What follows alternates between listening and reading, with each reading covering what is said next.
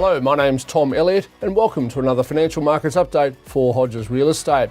Well, in the past month, there's been all sorts of policy developments at both the state and federal level, mainly designed to get more first home buyers into their first property.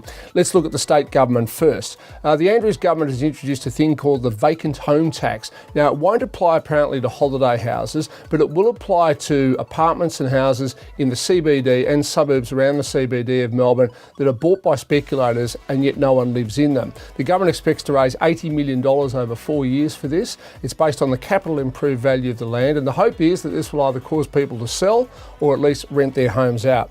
That's one. First, the Victorian government is also going to develop a co-ownership model for first home buyers. So they'll buy up to 25% of the house. The first home buyer will have to fund the other 75%, and presumably the proceeds, whenever they sell, will be split accordingly.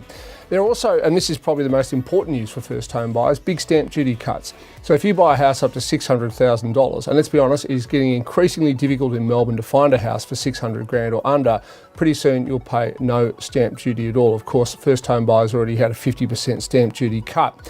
Now, at the federal level, nothing is confirmed yet, but there are all sorts of rumours doing the rounds in Canberra. There is talk, for example, that the Treasurer, Scott Morrison, is going to limit negative gearing. So not abandon it, but limit it either in a dollar amount or maybe the number of properties that an individual can own. He's also discussing, we believe privately, with limiting the capital gains tax discount. Of course, when you make a capital gain and you sell, you only pay 50%. The problem there is, of course, the capital gains tax discount applies to all assets, not just property, and it does seem odd to treat property differently. But the big one, and again, this is only a rumour, but it's a very, very strong rumour, is the potential to allow first home buyers to access their superannuation to buy property. Now, I think it's a silly idea.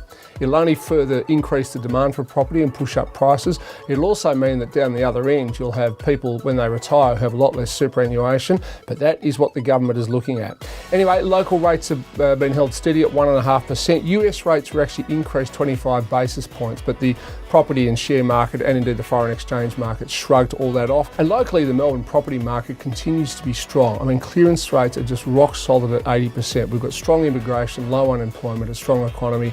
Things are still looking good, but beware all these policy changes.